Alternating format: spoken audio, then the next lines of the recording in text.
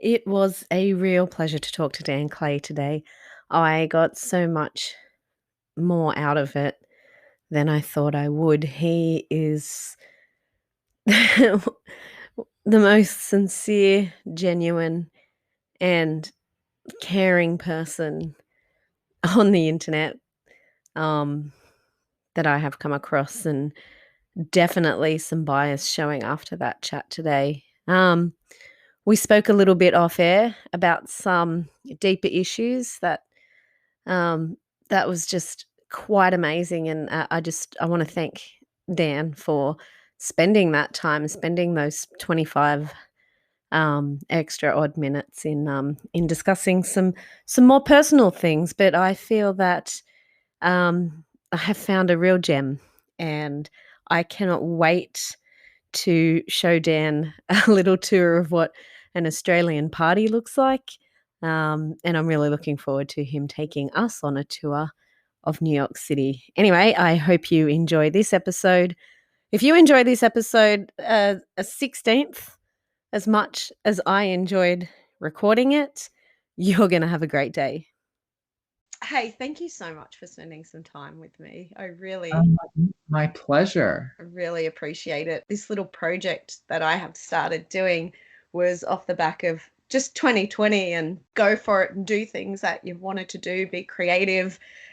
Who cares who sees it? Who cares who doesn't? Because it's therapeutic for me to do. So it's kind of selfish, but Oh, but I so connect with that. I think that we all have so much creativity inside of us, and I think sometimes the need for some master plan inhibits us from actually being creative. Like instead, just I don't know what this is for or why I'm doing this. Just do it. I yeah, love it. yeah, absolutely. Yeah. And I've found that I was really shocked by how generous people are with their time. Oh, Like just saying yes. Like I've had, like, I had the Bradshaw boys, couldn't believe they said yes. they're Um, fun too, aren't they? they are so much fun. I Yeah. was, I feel like I spent the whole time yelling when I was just, because I was so excited. Yeah, it's just people have been really generous with their time. And it's not a self-deprecating comment for me to make, but it's not like I can do anything for anyone. It's not like people are like, oh yeah, I'll go on your podcast, because I'm nobody. But so yeah, I'm really grateful. I really appreciate it. And I've been looking forward to it for the last 4 weeks. So Yay. um Well, it's definitely the highlight of my week as well. So thank you. you are doing something, just not in the material way that we often think of. Like it's still it's so I just think it's so the internet and especially social media has so many sides to it. But my absolute favorite thing about all of it is that we get to meet people from all over the world. I just think that's so cool. So you are definitely doing something for me in return, which is facilitating this delightful exchange. I love it. If we may, I'd like to introduce you to the audience members who, embarrassingly for them, might not know you. Right. I know. What have they been doing with their days? Yeah, I know. First of all, amazing name that you chose for Kerry. I mean, Thank you. how that was not taken already, I have no clue. I know. Well, actually, because it started as that Halloween costume, and when I was sitting with my friend thinking like, am I going to keep doing this? He was like, well, you need like your own name, and I was like, well, obviously Carrie Dragshaw, but like definitely somebody's taken that. Like I didn't. It seemed so obvious that I was like, certainly, some other drag queen, because it's such a popular show with gay men. But it was available. There was a competitive white space, as they say. Yeah, I just think, oh, so you didn't have the name before you did the outfit. No, no, Oh, because I mean, who names their Halloween costumes? So yeah, it was just I just was Dan dressed as Carrie. But then once I decided to keep doing it, I was like, well, gotta have a drag queen's got to have her own name. so it's October 2016 and you did that, and it just you went out that night and you came back and your phone exploded? Yeah, it was still in a way that I still don't understand. So yeah, and it was meaningful for me to dress up like Carrie Bradshaw for Halloween. I'd wanted to do it ever since watching the show, and like the first time I watched it, I was even in the closet, and so obviously that was not even a possibility for me at the time. But even as I got older, it took a little while to get the courage to, okay, I'm gonna wear a tutu for Halloween, because if you want to go as like a sexy firefighter or something. I did the tutu and I was super excited. I mean, I relate. I think so many of us do. I relate so much to Carrie and also just the show in general. I don't know if there were so many things that they address on the show where you watch it and you're just like, oh my gosh, I'm not the only one. And so the show meant a lot to me. Carrie meant a lot to me. So it was meaningful to dress up as Carrie for Halloween, but I did not even cross my mind that it would be anything other than a fun little picture to share with my friends. And then, yeah, I went out to a party, was, focused on that. So wasn't even paying attention really. And then got home the next morning and it was just crazy. And I just didn't understand it. It was so fun. I was just giddy. Like, how in the world does a picture on the internet reach Patricia Field and Sarah Jessica Parker and HBO? Like, it would just blew my mind. And it was so, so, so, so, so fun. And then I just had a few other pictures from Halloween. So the first thought was, oh, well, I'm going to post a couple other pictures from Halloween just as a tongue-in-cheek, like, oh, remember how weird it was yesterday when I went viral. But then those went kind of viral in their own way somehow, and people started connecting to it. And it was such October 2016, definitely in the US and maybe everywhere. It was just an intense time on the internet. It was right at the election that gave us the president that's about to not be president anymore. And it was intense. It was dark, and this happened so serendipitously. And of course, I had these voices in my head that were like, don't be ridiculous. Like, you put your Halloween costume away. But then a much louder voice said, maybe this is your chance to just like spread a little love and sunshine, and create a little teeny tiny section of the internet that's focused on positivity and love. So I thinking that I would only do it for a few more outfits, but that was, probably 70 outfits ago or something. But it would be so much fun. So sometimes I look at it and I'm like, oh, you should probably wrap it up now. But it's still so fun for me. And so to the point you made in the very beginning about how a lot of times these creative projects can be rewarding and cathartic for you. I mean, every time I write a Carrie caption, I don't know, I kind of sort through something that I'm going through when I do that. So it really is so rewarding for me. And if it, it seems to be still like fun for people. So I think I'll be a geriatric Carrie Bradshaw. I don't think it's stop anytime soon. I definitely hope that you do. And what I was attracted to, I cannot remember the first time I saw your post or started following you. I can only generally remember seeing them. It must have come up on the featured, something like that. But I was firstly attracted to like your love of the show, because we both have that in common. I'm just going to quickly show you my wedding shoes.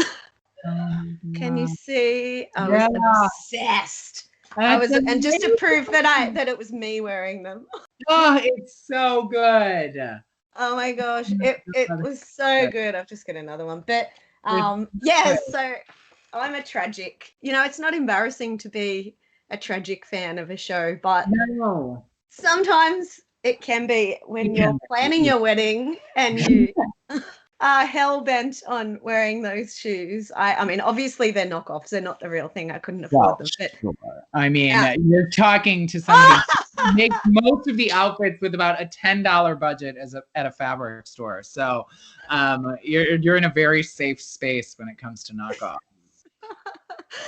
Yeah, we had a budget, that's for sure. I But think it's kind of, I don't know. I find it more creatively rewarding to work within a very strict budget. It'd be liberating in a way if you had money to spend, but it's kind of fun to like, okay, this is what I want. How do I make it happen with limited funds? yeah, exactly. And you do, and you probably think of ideas that if you could just go and purchase something, anyone can just go and buy it and put it on and take a photo. But that's the thing, like what I was getting to, the reason I showed you the shoes is because, so I saw you online and I was like, oh, great, Sex and the City, just excellent at face value. I like that account. And then it was just layers for me, reason I love you so much, because it was like, initially it was the homage to Carrie and the show and the outfits.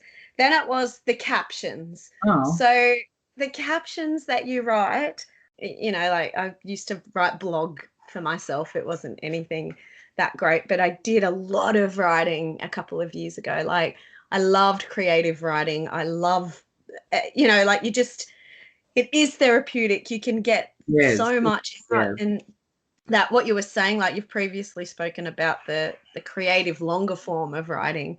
And I'm not one for reading really long Instagram captions, but I read them, and that's a risky thing because they're long. And they are long. But they're exquisite, as SJP described it. They're exquisite. They're relevant. And anyway, so that got me. So it was one layer, then another layer, and then as I kept following you, it was just how real you are, just how like it's so the genuine sincerity that you exude it translates like, and a lot of it's very hard to do online. I feel that even when people are saying, oh, I'm being raw, I'm being my genuine self, it's a very cynical place, social media, but I feel you're able to display that, and it's effortless. And so you're like one of my most trusted people if I ever met you, or if I had to have a night out and got too drunk. Well, we have to make that happen someday. But that is just so kind, and it really, I mean, absolutely means the world to me. That I don't know. I just, even when I was deciding to start it, I made these rules for myself because I wanted it to stay anytime you do something, it can grow in its own directions. And so I kind of wanted to focus this. And I made this rule of like no drag without writing, because I did want it just for whoever wanted to, for it to be more meaningful, if they wanted to engage with it in that way. It just like absolutely warms my heart that you do engage with it that way. It just means the world to me. And it is so, it helps a lot, as you were mentioning with even the blog, like it helps to put your thoughts into words. It helps to, I mean, all the Carrie captions, I also force myself to end them with positivity. So it's a very useful, if I were a therapist, I would like recommend this activity for patients, because to force yourself to like write down what you're going through, but then also force yourself to sort of have a happy ending to it. It's very, very meaningful. So, you just made me smile. I hope that I hope that it comes across as just that, not to try and, embarrass you or make you feel like you have to say, oh, thank you.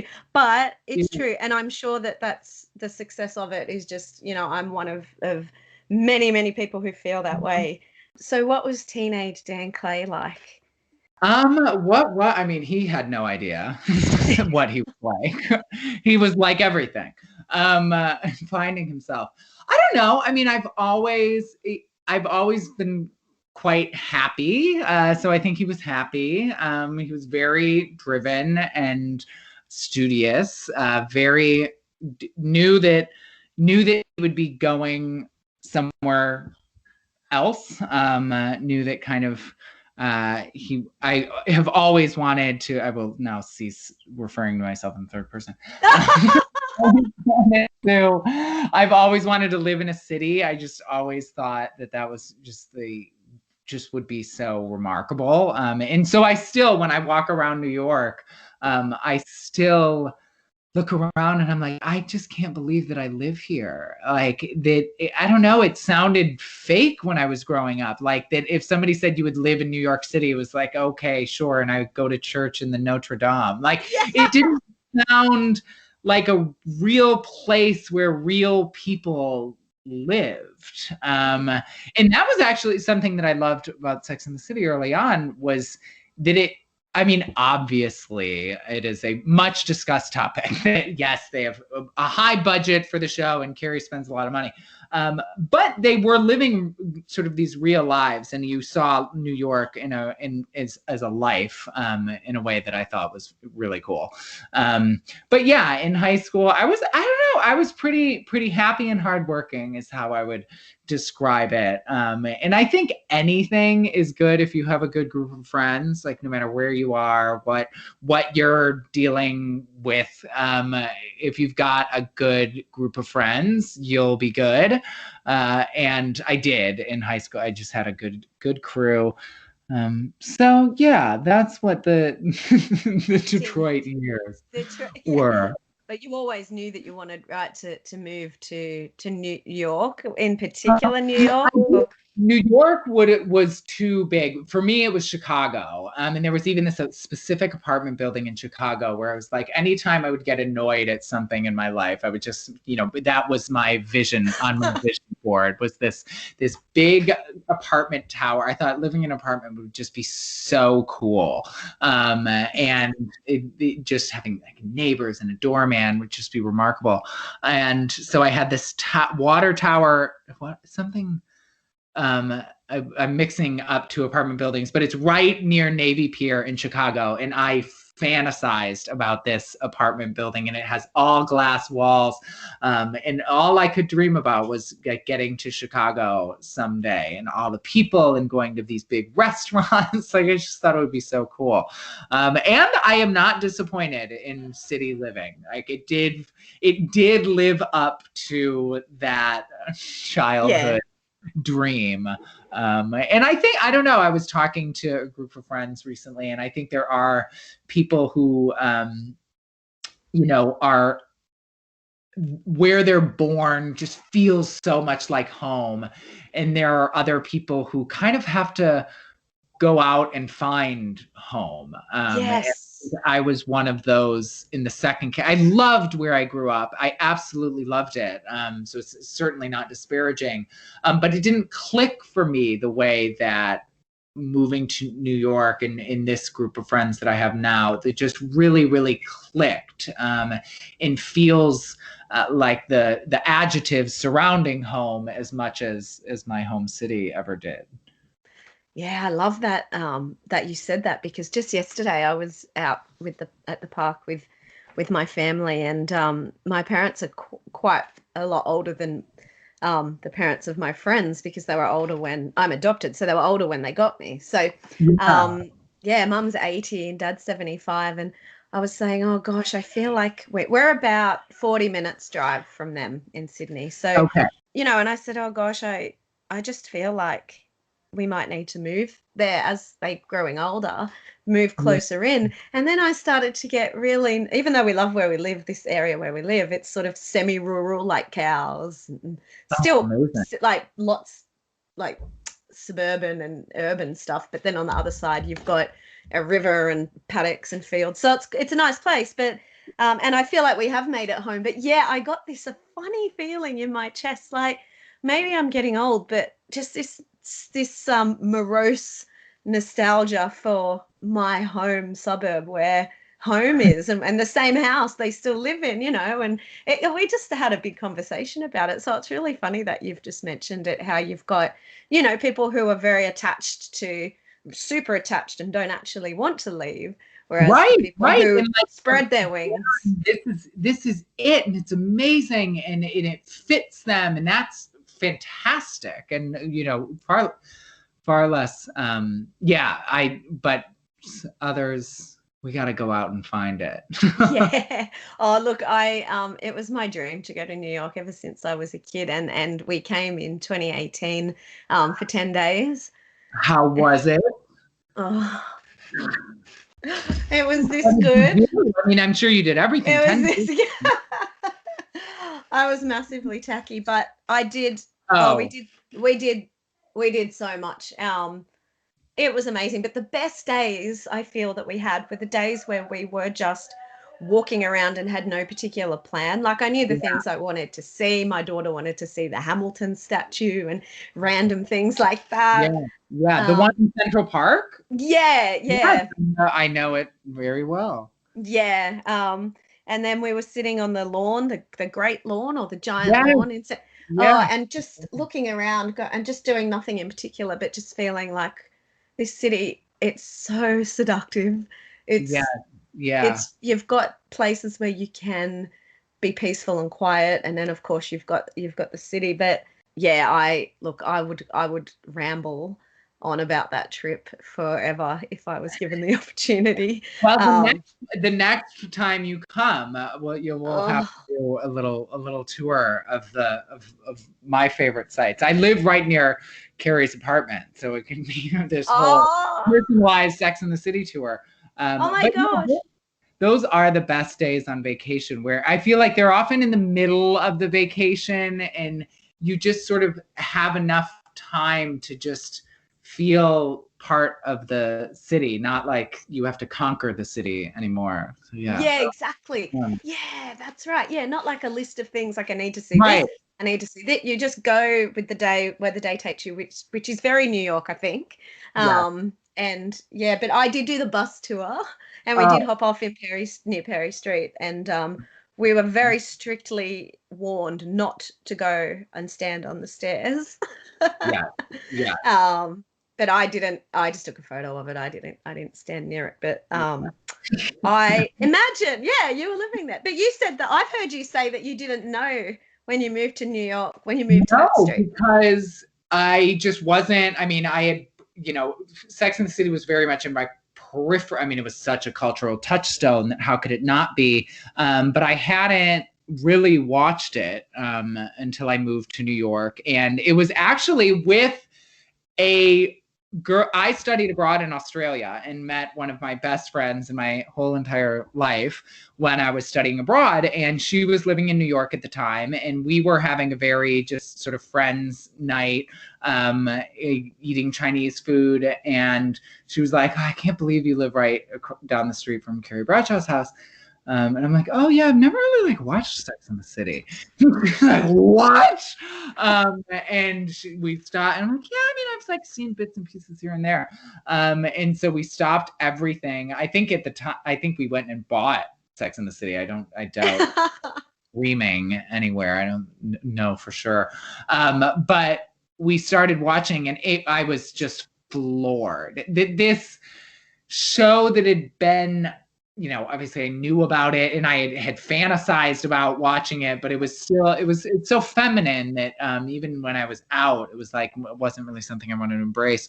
And then when we watched it, I was just, is this a documentary of our lives? I mean, the dates she ran on, the conversations they had with their friends, certainly, it's a very, a very glittery side of New York, but that side exists. And we went to parties it blew, like no other TV show experience ever has. It just blew my mind. I was just watching this with my friend who was very out and about person at the time, and we were just floored, and that's when my interest turned into oh, thank goodness you see before you. I know, you can thank Paula Bloodworth for that. I was just about to say, you need to name that person. Where did you actually, what's funny is, before I ask you that question,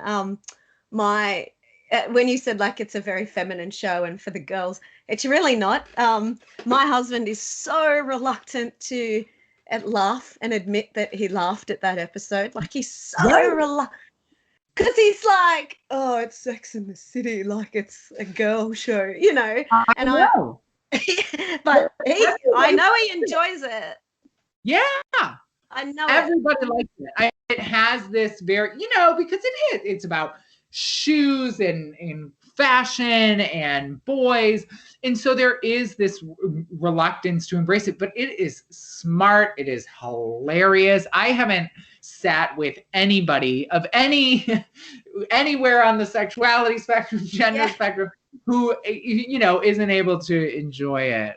So I think it's my. I have our preconceived notions about things that were dispelled. That's for sure. Yeah, 100%. And of course, like mentioning them again, Bradshaw Boys, they have just shown a side of watching that show. Isn't it brilliant what they've done? Like, it's just, it's fantastic. And I've, he's listened to the podcast in the car and, had a laugh at their take on it. So that's really cool. And it's cool that you can, dissect it but from so many different perspectives. I know. I always think how rewarding it must be to be part of a show that obviously stands the test of time and still gets analyzed and critiqued from so many different angles 20 years after it ended. I just think that must be so rewarding for them. And they've got another little job to do now, which is blowing my mind. It almost didn't feel real when I saw the video that SJP posted. I almost had a subdued reaction because I was like, well, is this really happening?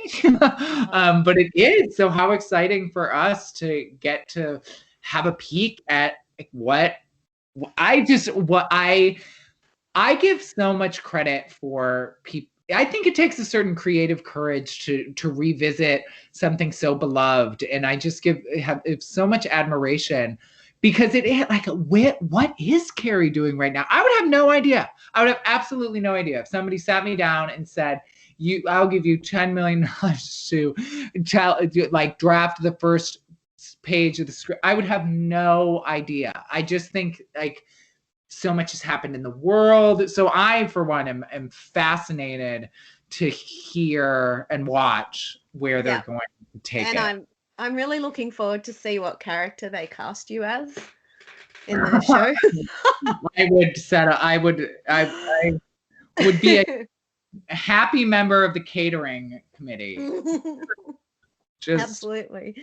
You deserve it though. I'm actually really excited that it's not a movie. It seems to be kind of perfect. Not perfect. I mean, don't want to offend anyone who was super keen on a movie, but the movies didn't tend to get a great reception. I mean, and it's very, very difficult to do a movie after such a successful show like that. It's very risky, especially when you've got such a strong fan base. So the movie didn't happen, but I think it's better because TV is the thing at the moment. TV, and people can't go to the movies anyway at the moment. So properly, and shooting it would be a nightmare. So I just think it's actually quite perfect the way it's come about. And there's such an intimacy to the show, which is one of the reasons why I still enjoy rewatching the episodes is, she's asking you questions, even in that much derided monologue style of Carrie Bradshaw of, maybe some women aren't meant to be it's very inviting you in. It's this very intimate exchange, I think. And that is just so perfect for TV. And I don't know, the way they live their lives is just so perfect for week to week, checking on Sundays. It just is such a quintessential TV show because you really are kind of inviting them you feel like they're inviting you into their world. I just think that the medium of television is so perfect. And as you mentioned so adroitly that TV is where it's at. TV is where kind of the dramas and there's so many intelligent, amazing TV shows right now. Yeah, that's right. Yeah, it is definitely more intimate. Yeah, same. I was, and I was like, I think it was on Monday here, for me in Australia, and I was just, yeah, I was, all right, I've got to stop talking about it. I was very excited. Put it that way, I was very excited, and I'm not looking forward to people trashing it, but I need to not be negative like that in my thinking. But it will get, I Right. just feel like it's going to get trapped. Like people are going to, no doubt in my mind, say, oh, look how they've aged, or they haven't aged well, or they have aged well. And I think there will be a lot of emphasis on how they look rather than what their stories are and what they're doing in their 50s. And so I'm Mhm. kind of not looking forward to that, even though it's a very hypothetical negative prediction, but I feel like it's just something that circulates, but that it's going to circulate anyway. I just Well, and I mean, it's such a different media landscape now than it was when it was first on, where you could, then you would talk about it at the water cooler, but now everybody can, be a published critic in their own way. So certainly there will be a lot of conversation, but I commit to keeping the Carrie Bradshaw corner of the internet still exclusively positivity and love. yes, Um, yeah, it'll be great. It'll be great. Cynthia, they're all doing such amazing things with their lives, that I just really don't think that they would bother if the premise and the scripts and what they've seen weren't great. They all live, like Kristen Davis, Cynthia Nixon, Sarah, they're all doing incredible things with their lives. So I just don't think that they would return to it if they weren't excited. And if they didn't think, they're also all such substantive humans. I mean, Cynthia Nixon yes. running for government office. Kristen Davis is this incredible animal rights activist, and Sarah Jessica Parker just is so passionate about so many like local New York issues, national issues. She uses her platform for such incredible things, that I just really don't think that they would do it if it weren't a substantive, interesting thing that they thought were adding a fresh voice to the world, the same way that the added a fresh voice. So yeah, I'm quite confident that it'll just be awesome. And Yeah, there will be a lot. I'm just so curious. Yes, like, me too. I'm just curious. Like, what are they doing? Like they've been frozen in amber for so long.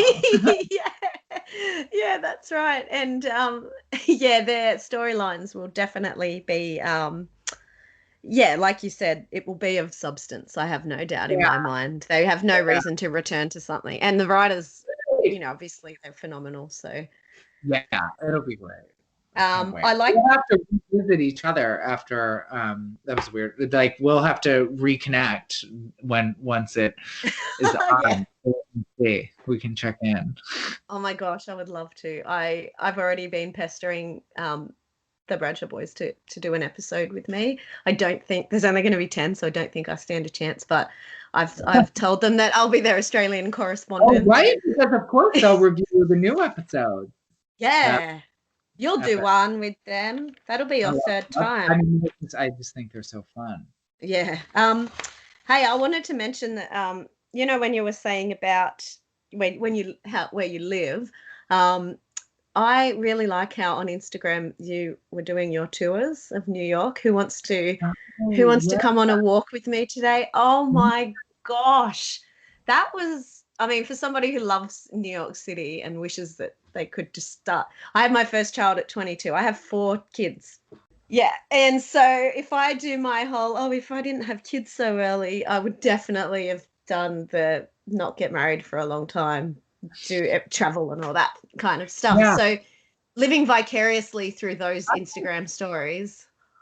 The best. Okay. Well, I mean, I love, and especially, I mean, I think I did more of those during the pandemic, and it was so, I just got this whole different relationship with the internet because it just is so, when you are literally alone, and especially when it was really spiking in New York, I live by myself. And there was a time when you even weren't seeing your friends because it was so high.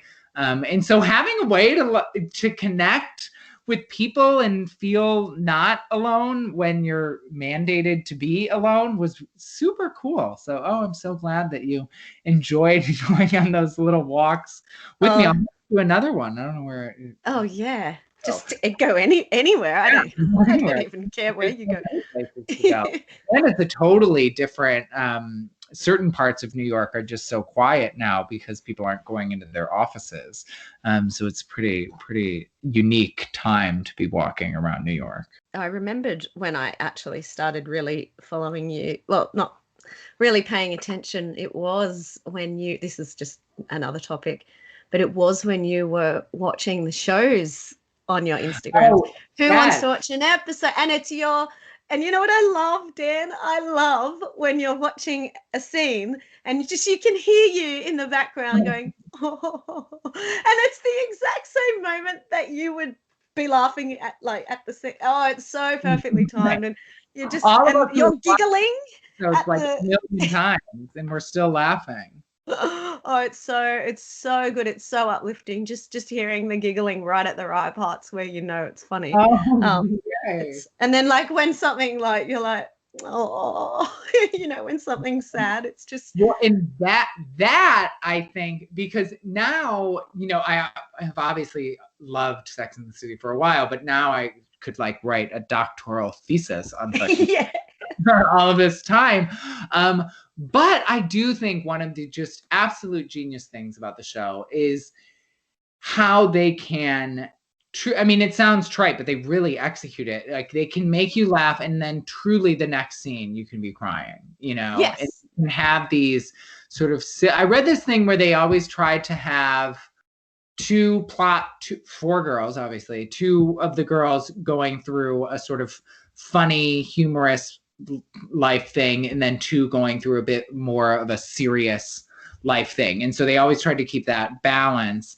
But it really is remarkable how you can just be laughing and then crying, and then the very next, and then Samantha will say something that makes you laugh all over through your tears.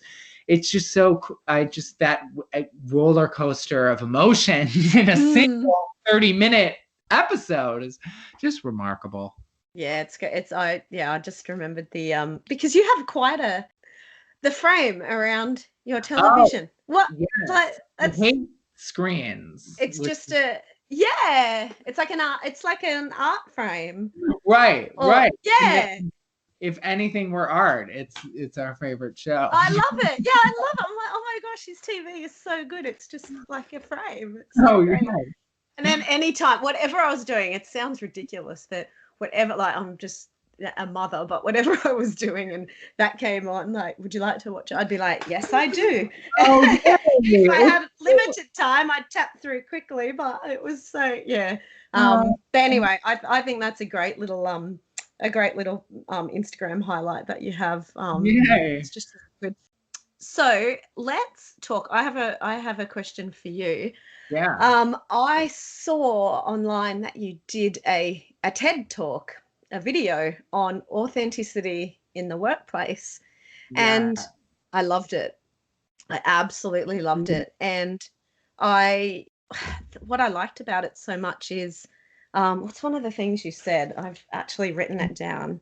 You said, you're like, oh shit. No. Yeah. Really, it was very rewarding. You said, is authenticity in the workplace off limits? Your co-workers, your openness and vulnerability, you thought that would decrease your standing with your team, but your boss and co-workers just loved you even more after this photo came out and the whole Carrie Dragshaw came out. How did it change? Did it change your life at work? Yeah, I mean, I think almost everyone is kind of running through life thinking that, oh my God, if these people found out who I really am. So, I don't think it's dramatically different than that, but certainly, I wasn't out when I started my professional career. And for a long time, I thought very much like, and you would get certain signals that it was probably the right choice to be making. And I've always had a relatively corporate career. And so it was very much, what you do in your personal life, keep it at home. And so then obviously the world has changed a lot in that 17 years. But this is still a lot. And I was still quite nervous that it would limit me professionally, that I would no longer, even leaving aside the draft, like just the kind of cosplay element of it, like I would no longer be able to give stern feedback, or I would no longer be viewed as an expert by my clients because I'm doing this silly thing on the internet. And, obviously layer onto that the sort of implied flamboyance of it and just all the whatever shame I'm holding on to. And so I was really quite nervous, but it was very, very rewarding. In the beginning of Carrie, it was just so insane to me to get messages from little kids in Russia about how it's helping them. It was just, so I was kind of, well, if there are professional ramifications, then fine. But the opposite, the absolute opposite. I could not have been more wrong. I was just wrong. Good. On one side, I completely underestimated the people that I work with, thinking that they were, I don't know who I thought they were, but who they are people who think that it's cool when you have a creative passion and you're pursuing it, and think that it's cool when you're doing fun, interesting things outside of work. And in the second way, this notion that it would prevent me from being a trusted, serious businessman was all outdated to begin with. This idea that there's only one way to be a businessman, which is the way that we all have the same person that we're impersonating when we think of being a successful business person. Yes. And it's silly. It's ridiculous. We all have such unique strengths. And so for us all to be impersonating this same old man is just ridiculous. And so in a lot of ways, it forced me to be more myself, because I couldn't pretend that I was some, stiff, buttoned up, business person. So it kind of pushed me into authenticity, but I'm so glad because it kind of encouraged that in a two-way thing. I have much deeper relationships with my colleagues and clients now. And I don't know, I have more fun at work. It's just lighter when you're more yourself. There's just, I don't know, there's this heaviness that I didn't even know that I was carrying around because I had always been carrying it, that just got released when I was no longer capable of disguising myself. Yes. Yeah, that's what you called it, office drag. Right. Yes, right. Well, and that was, if you really want, because I obviously take all of this way too seriously, but when Carrie Dragshaw was really kind of getting attention and getting bigger, a lot of people were like, well, you have to change your Instagram handle to be Carrie Dragshaw. And I couldn't do it because in my head, I just had this idea that Carrie Dragshaw is more me than I have ever been. Yes. She is open. She is talking about her challenges. She is addressing the guy that ghosted her. Whereas me, I'm much more inclined to kind of pretend everything's perfect and do all these things. And so it was this very authentic manifestation of myself that I can't change the name. So it's very self-indulgent to even think back on that, but it was why I couldn't change it to Carrie Dragshaw, because I'm like, if anything, my office persona should have a different name. Yes. Carrie's more me. I should go into the office and you call me Bob. Yeah, I was just about to say, what would your office drag name be? Yeah, just Bob. Yeah. Bob Davidson. Bob Davidson. That is for 12 years. That is who I was in the office. That is 100% what Bob Davidson, reporting for duty. Yes. And we're all Bob Davidson. In the Oh, world look. is not Bob Davidson's. Bob Davidson is Bob Davidson. Look, I especially feel that at my job too. I work at a school, and Yeah. so obviously there's an expectation for us to be, sort of reserved, not completely reserved, but Right. you know what I mean. There needs to be some sort of, well, that's not appropriate. Children, and you're influencing them. Yeah, and it's not so much. It's not like we're walking around work swearing and talking about inappropriate things, but it did worry me doing this show because there's going to Yeah. be swearing in this show. Parents might listen to it. There's going to be topics that are going to, people aren't going to be happy to hear about. But I have never felt happier just in the last 4 Right. months in putting together and cultivating this project, because I feel like it's my way of expressing myself. And I mean, I've only published one. I've only published one interview. I've done about 6 that I'm going to put out next week. But I did one sort of like warming into it with an Australian comedian here and a random guy off Instagram from Florida who's just a hoot. And so anyway, I put that one out, and I got some good feedback at work, like, oh, I didn't know that you did that. And I'm like, yeah, because I don't walk around and talk about it. It's just it's not like I go into work and go, did you guys see my latest? Right. There is still, I mean, it's like, yes, authenticity in the workplace, but there is still, like, it is still work, and this is still, there is still a line. And so, yeah, the extent to which you kind of trumpet your out of work life can vary. I saw that you won some award for. Oh, yes. Yeah. Wait, how long ago was that? How good was that? Remember. I put it in a little promo thing that I made last night. I just found it online and it was great. Yeah, it really tickled me, because I don't know, like, you do these things, and in 99.999% of the time I'm doing anything related to Carrie Bradshaw, it's just me. Like, I'm just there alone in my, it's not like I'm ever somewhere where I see you see numbers of things, and you can you get messages, and you can wrap your head around the fact that people are looking at this, but you never actually have many human interfaces just by the medium. And so then when something like that happened, it was really delightful and rewarding, and kind of took me off guard, because other people see this. Like, I don't know, you can, and I don't mean that in a silly, false, self-deprecating way. You are just doing, it's just me and my phone, and sometimes a friend who I trick to come over and take a picture. But a lot of times it's just me and a tripod, and like trying to make sure nothing in my apartment shows. And so it was so fun. And also it was this full-on awards ceremony, and like it was the Oscars.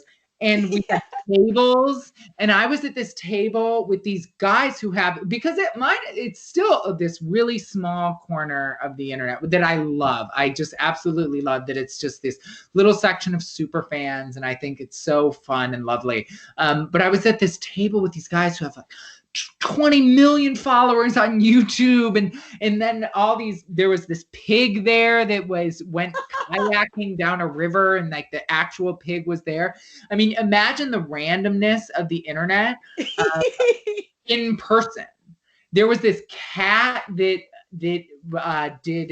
would be in this spaceship that was there, and then there was this amazing woman who was blind, but she was a makeup artist, like a beauty influencer on YouTube, but she was blind. So she was super inspirational. It was this wild mix of just total internet silliness, internet inspiration, everything that the internet has to offer. and then when I won, which was quite surprising to me, legitimately, and then I had to give like a proper acceptance speech, which is so. I mean, I'm a consultant. I have a very normal job. I live a pretty normal. So it was just this very surreal experience that was absolutely delightful, and I was very, very, very tickled by the whole thing. So yeah, that's fun. It's fun. I would have got the biggest bout of imposter syndrome sitting in that room. Like it was.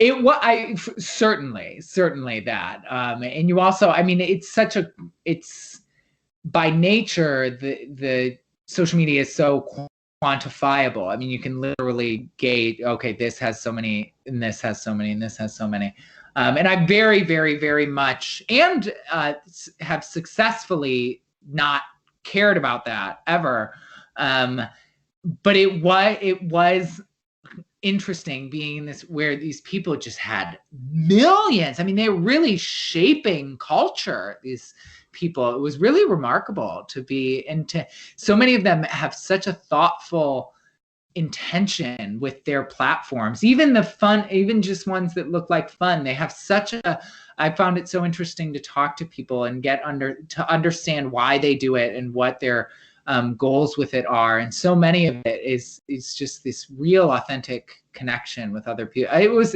a vast, one of the most interesting nights of my life was being surrounded by all these internet people. Yeah, that's that would have been so much fun. It was wild. Do you tell me where you studied in Australia? Where did you study? I was a student at Northwestern University in the United States, and then I did abroad at the University of Melbourne. And it was. Oh, you said it properly. Of course. It was one of the greatest periods of my life. The people that I met, the classes that I took, the vacations that I took with classmates, just such a fun, loving, adventurous, barrels of laughter group of people that I met. And I don't know if all Australians are like that, but the people that I met were just, oh my gosh, it was so fun. And I'm still in touch with many of them. I've never felt like worse of an athlete than when I was in Australia. It was like, I was just flabbergasted by how it seemed like anybody you passed on the street could dunk a netball or whatever. Yeah, you're in good shape though. You're in amazing shape. It's like it's not functional muscle for display purposes only. Yeah. Yeah. I'm so thrilled. Yeah, that was great. I wrote down just when you said it, like Australia, and have held my finger on it so I don't forget to ask you.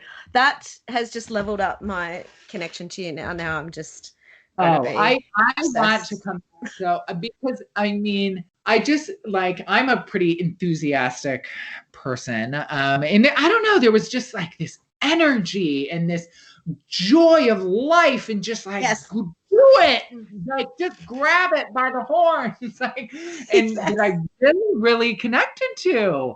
And you know, it was in college, and so obviously there's a certain freedom to that. But it just, I mean, the fun, and we would go out constantly. I was never in. We were just always out. The people that you would meet, all ages, I would go visit my friends' parents and on farms, and it was so, everybody was, even the parents were game. I've never had that experience with my parents' friends here. Like, we would have parties at these and like you would turn around and somebody's grandpa was there. Like, oh, okay, hey. So it was, I just absolutely loved it, and I cannot wait to get back. So what's your next project for Carrie Dragshaw? What's she gonna do? I mean, I definitely am gonna, I feel compelled to reflect on the news. And Yes. so I Oh sort of had, gosh. yeah. And it also happened at such a, I mean, it's again kind of an intense time. I feel like there have been a lot of intense times for little America lately, but it has been an intense time, and it was just this like a little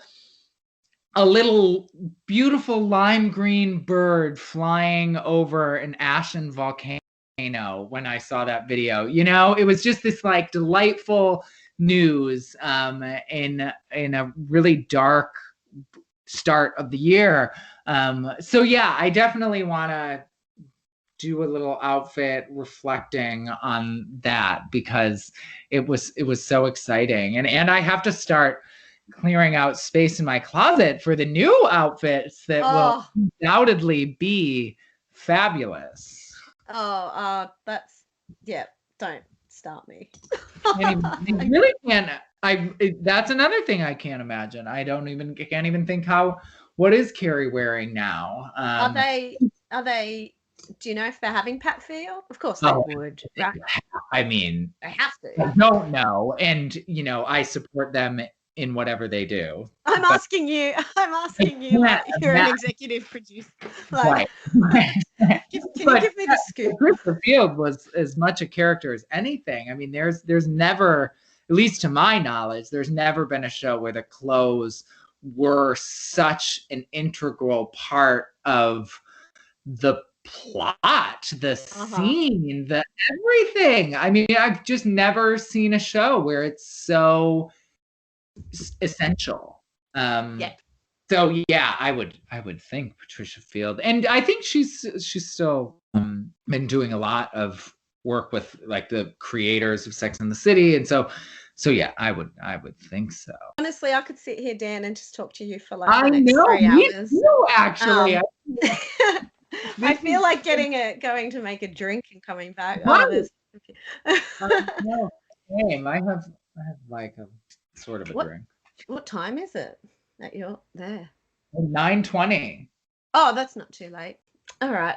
Well, I'm reluctant to go, but this has been wonderful. This has been really wonderful. I'm so humbled that you even replied.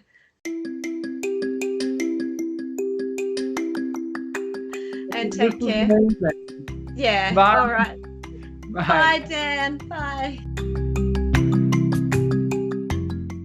I want to thank Dan Clay for being such a fun and terrific guest. I love you, Dan. I am so glad that we have stayed in touch, and I can't wait till we speak again, and we will. If you wanted to go follow Dan, he's on Instagram at Dan_Clay, CLAY. And as I said in the intro, if you enjoyed the content, then please like, share, comment, review. Any of those things would be great, and any of those things are much appreciated by me. Until next time, take care, guys.